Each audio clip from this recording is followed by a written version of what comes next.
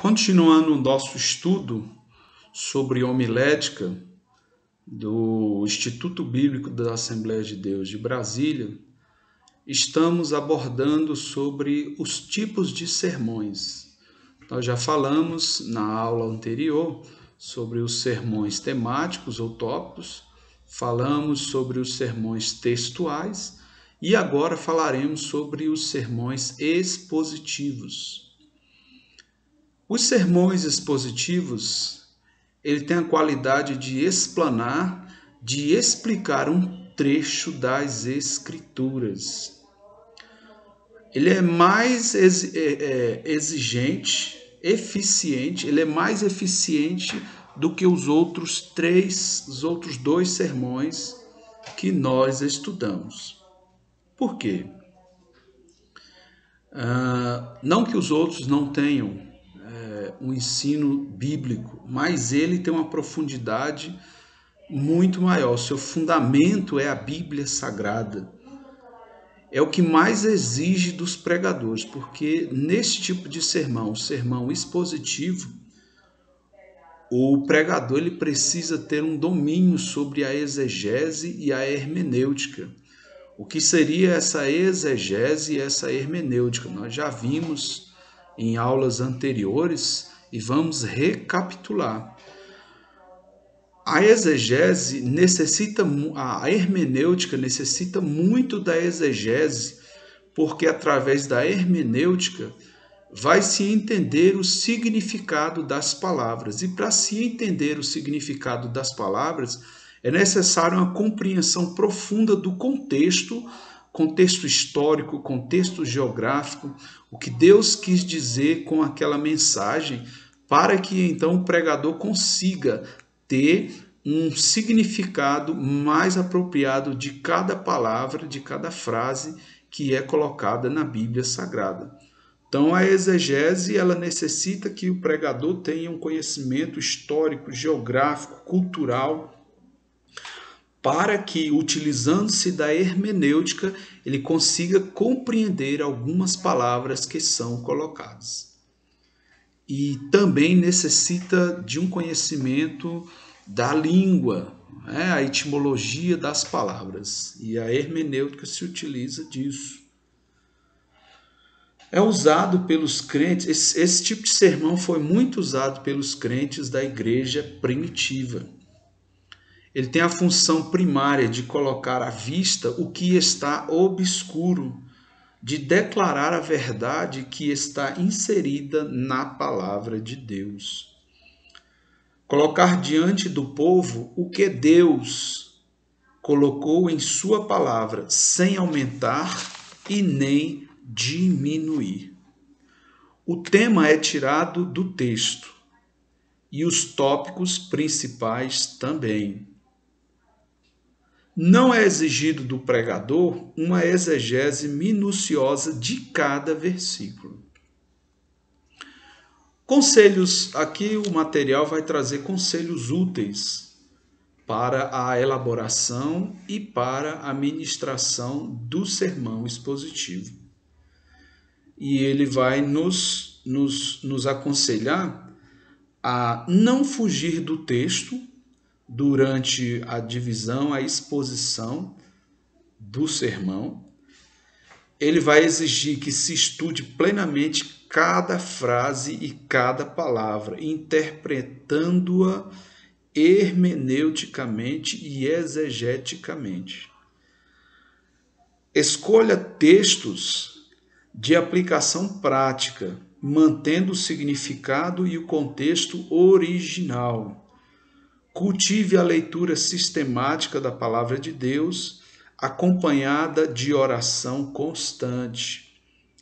Cuidado com as falsas aplicações. As vantagens dos sermões expositivos. É um método bíblico que foi muito utilizado por Jesus, pelos apóstolos, Pedro aplicando o Antigo Testamento e levando a ideia dessa mensagem, finalizando a mensagem, mostrando o seu ápice em Cristo Jesus. O próprio Jesus Cristo testifica, diz que as Escrituras testificam dele. Os apóstolos, que a Escritura testifica de Cristo. E então é necessário. As vantagens é que este método, uma das vantagens deste método é um sermão cristocêntrico. Todos os sermões precisam ser cristocêntricos, mas este tipo de sermão expositivo tem essa característica principal. Estimula o estudo, outra vantagem, estimula o estudo sério da palavra de Deus, garantia de alto teor bíblico e que alimenta verdadeiramente a congregação. Apropriado para os cultos de doutrina, aborda maior número de verdades bíblicas. As características de um sermão expositivo: a unidade, uma análise pormenorizada e lógica do texto sagrado, exposição contínua de um livro ou de uma doutrina, desenvolvimento do poder espiritual, cultural e teológico, tanto do mensageiro como dos receptores da mensagem, interpretação natural das Escrituras do que a alegórica. É um método mais difícil, precisa de uma dedicação diária e constante da Bíblia Sagrada. Quais são os passos de pesquisa e de composição para a elaboração de um sermão expositivo? Pesquisa. Durante a pesquisa, quais são os passos que devemos ter? É a familiarização, é uma visão geral do texto. A outra maneira de pesquisa é a exegese, nós já comentamos a respeito. O estudo bíblico indutivo. A pergunta sobre esse estudo indutivo: o que Deus está querendo falar? E, por último, dentro dessa pesquisa, proposição central. O tema, né? Qual tema será escolhido? Com relação à composição, nós vimos as maneiras de pesquisa. E a composição dentro da homilética, divisões principais, ilustrações, conclusões, introdução, esboço do sermão. Note aqui que ele começa o esboço, essa composição, para depois você finalizar, começa-se pelas divisões. Tem-se o texto, e dentro desse texto se separa as divisões deste esboço, para depois ele utilizar de ilustrações. Como às vezes os textos são difíceis de compreensão, nós já vimos que o mensageiro pode se utilizar de ilustrações para fins didáticos, para uma melhor compreensão de algumas passagens que podem ser complexas. Então, ele se utiliza dessas ilustrações. Depois vem a conclusão deste texto, ele elabora a conclusão. E aí ele vem para o início, uma das partes iniciais, que é a introdução. E depois ele, então, cria o esboço deste sermão. Tipos de mensagens erroneamente tidas como sermões expositivos. Muitos entendem de uma forma errônea, né, que esses tipos de sermões são expositivos. Por exemplo, ele cita aqui homilia bíblica.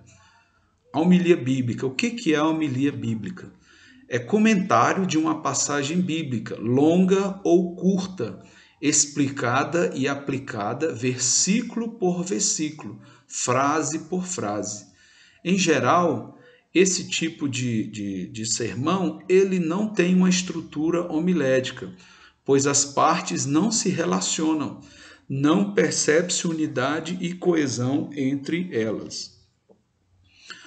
Outro tipo de mensagem que é considerado expositiva de forma errônea é a preleção exegética. Essa preleção exegética são comentários detalhados do texto com ou sem uma ordem lógica ou aplicação prática. Note aqui que uma das características é não tem uma ordem lógica, pode não ter uma ordem lógica e pode também não ter uma aplicação prática. Mas ela é importante para o estudo exegético e para o resultado dela, né? Mas ela não é considerada um sermão expositivo. Nós temos aqui exemplos de sermão expositivo, e a primeira recomendação é que se leia o texto várias vezes. Tá?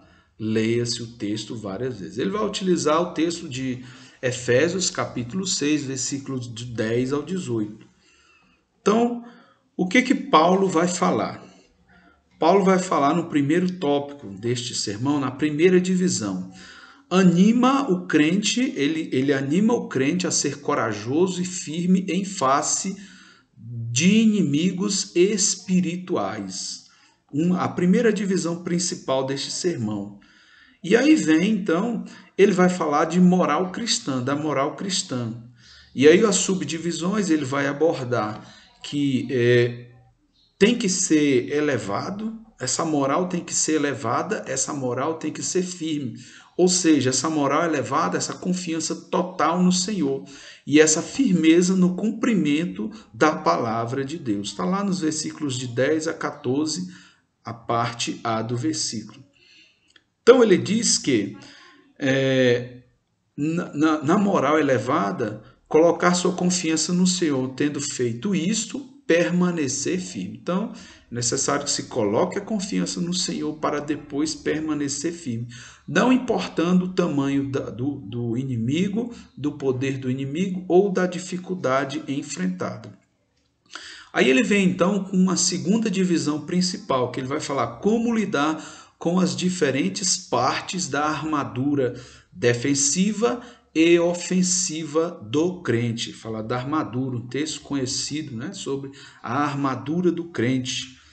Então aí essa é a segunda divisão principal. Dentro da segunda divisão principal, então aqui ele vai abordar sobre a armadura defensiva e depois vai falar sobre a armadura ofensiva. Notemos que de todas as partes da armadura do crente, apenas uma tem a sua função ofensiva, que é de ataque, que é a palavra de Deus, né? E outro detalhe interessante que nós observamos, que o Senhor não menciona partes das costas. Por que ele fala disso? Porque ele não quer que seu soldado recue jamais, ou se vire ou fuja da batalha, certo?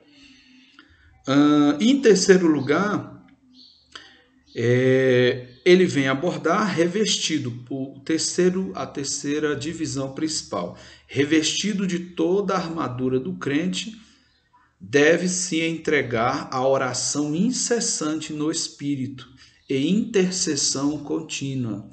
Então ele vem dizer aqui, né, a vida de oração.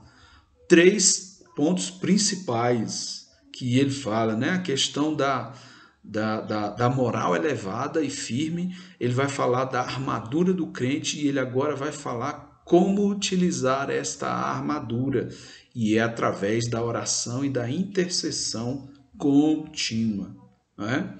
Nós temos aqui exemplos na página 114, certo?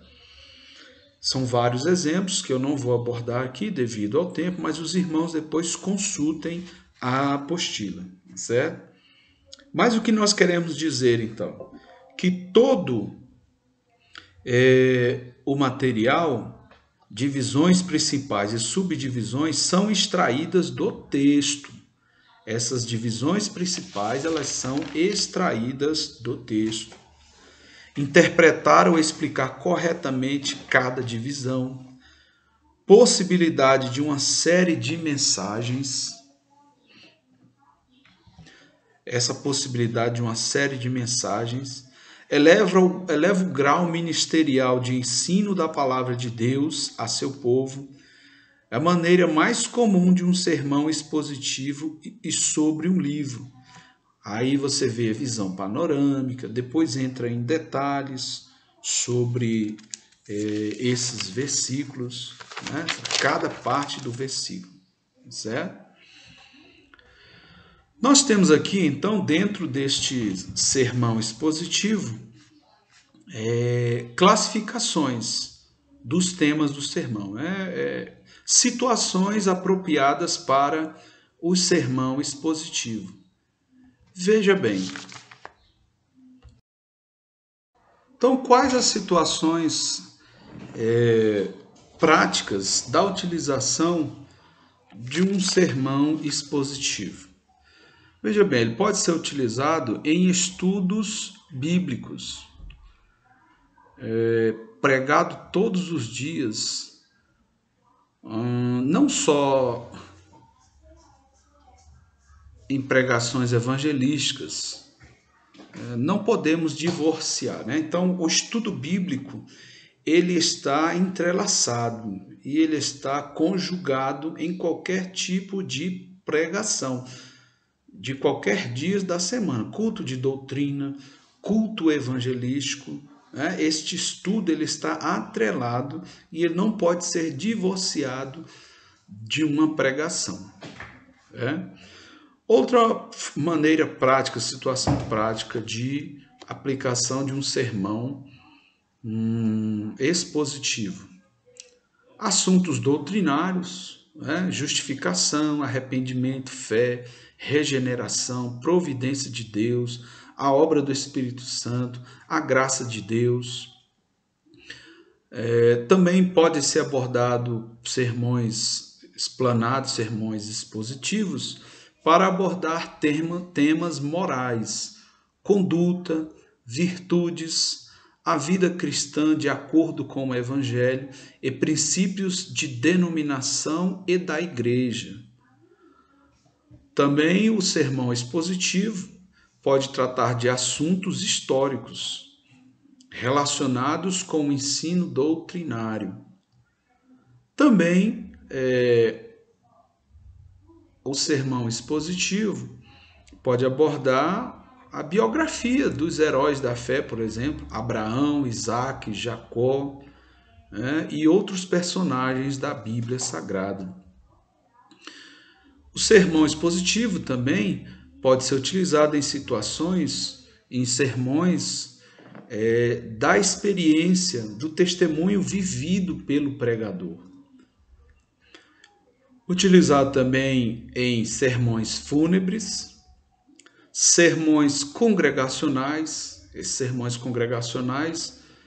encontros de obreiros, convenções, simpósios doutrinários para ministros e convencionais. Pode também ser utilizado academicamente, em situações de formaturas teológicas e também formaturas seculares. Também utilizado para crianças, consagração de crianças, e na consagração de crianças deve-se explicar em poucas palavras a ordem, o conceito, a bênção e a finalidade deste rito. Temos aqui algumas passagens que podem ser utilizadas na consagração de crianças. Vou citá-las aqui.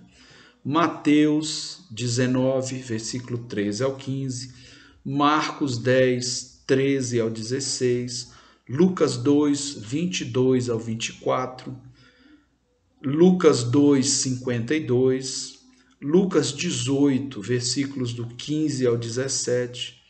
Este tipo de sermão é recomendável que se utilize no máximo 12 minutos para sua explicação. Também outra situação que o sermão expositivo pode ser utilizado é em sermões nupciais, casamentos, bodas, né? Temos também cultos evangelísticos, certo? Nesses cultos evangelísticos, abordar a necessidade da salvação. Os cultos evangelísticos eles precisam nortear esses 3 tópicos: necessidade da salvação em Cristo, possibilidade da salvação em Cristo e exclusividade da salvação em Cristo. Quais são os alvos, então, de um sermão expositivo? E, por exemplo, em cultos evangelísticos. O primeiro alvo é a decisão por Jesus Cristo.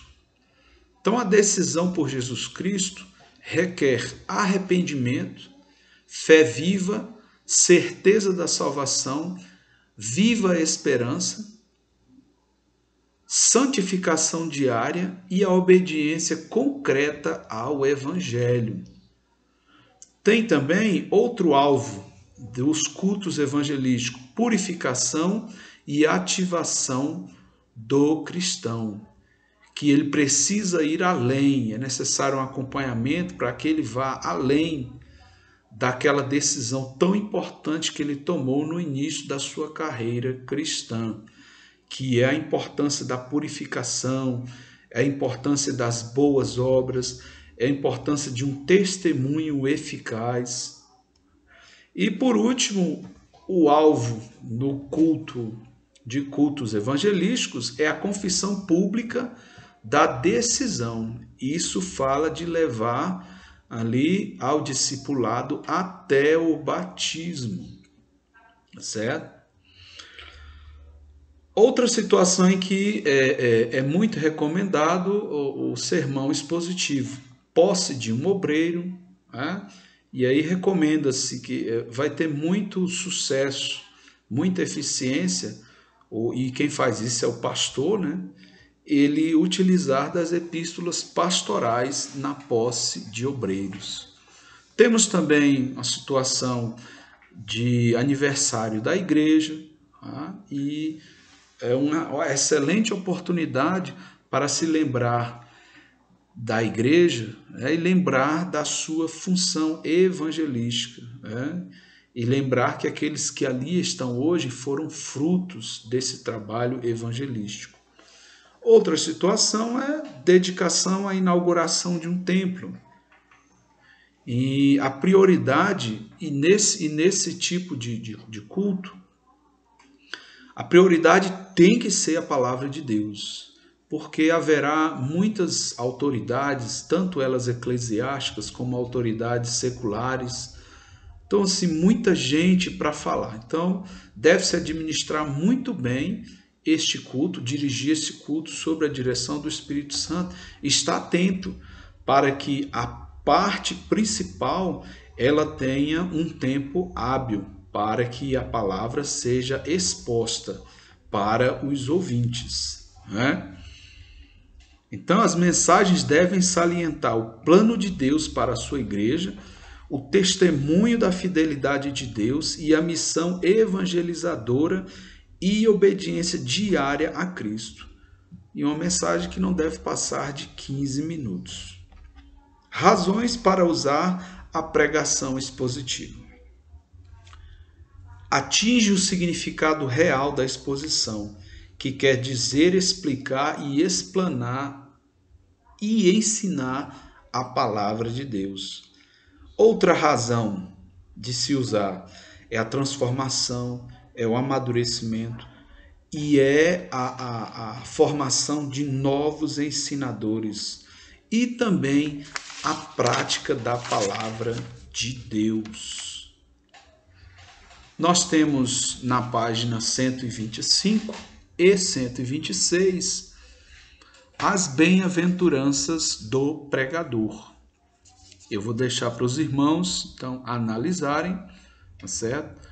Quem quiser adquirir este material, procure a secretaria da IBATEB, da Assembleia de Deus, que está localizada em Taguatinga Sul.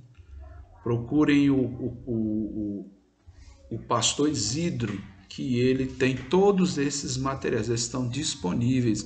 Você que tem interesse em fazer o curso de Teologia Média, todos esses materiais estão disponíveis. Concluindo então sobre esses sermões, Digamos que a pregação ela não é fabricada. Ela é recebida pela inspiração do Espírito Santo. Muito cuidado com as pregações prontas.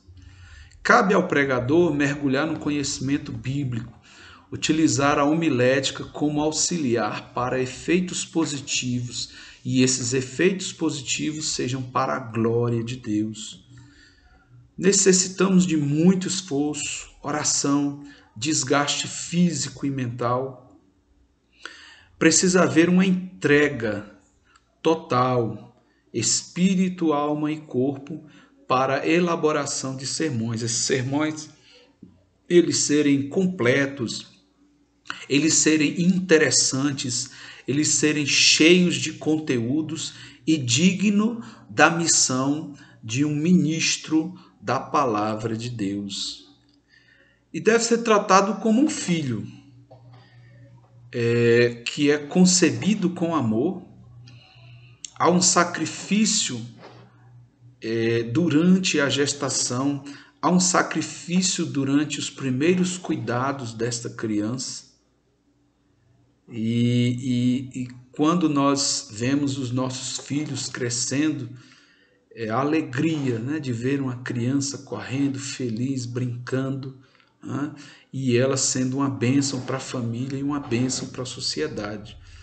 O pregador, o ministro da palavra de Deus, tem que ter no seu coração cada sermão como um filho que é gerado pelo Espírito Santo, e ali o pregador toma todos os cuidados necessários para que aquele sermão cresça e seja útil tanto para a família, para a igreja, como para a sociedade.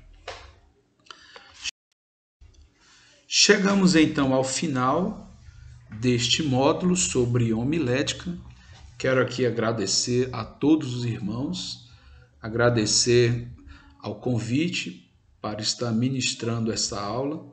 Louvo a Deus por essa oportunidade, e o nosso desejo é que, e o desejo de Deus, que todos cresçamos, que o nosso ministério da palavra de Deus seja próspero, que o ministério que Deus colocou nas nossas vidas da palavra de Deus seja um ministério que traga amadurecimento, santificação para nós e para os que nos ouvem. Deus abençoe os irmãos. Nós faremos uma oração final agradecendo a Deus. Eterno Pai, Pai de nosso Senhor e Salvador Jesus Cristo, Espírito Santo, nosso Consolador, somos gratos a Ti, ó Deus, por essa oportunidade. Senhor, obrigado por esta porta aberta, Deus, de conhecimento, Senhor Deus Pai, sobre a Tua obra, Senhor. Que o Senhor venha abençoar a cada um, Deus, de uma forma grandiosa.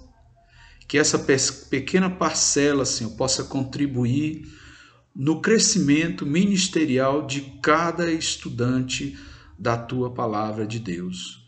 Que o Senhor venha continuar essa obra, Senhor, abrindo as portas para que cada um busque mais e mais o aperfeiçoamento, para que se torne um ministro digno, ó Deus Santo e Eterno, do chamado que o Senhor tem feito para eles, para a edificação, consolação, santificação, amadurecimento e esperança da Tua igreja, Senhor. Nós te agradecemos por tudo em nome de Jesus. Amém. Deus abençoe os irmãos.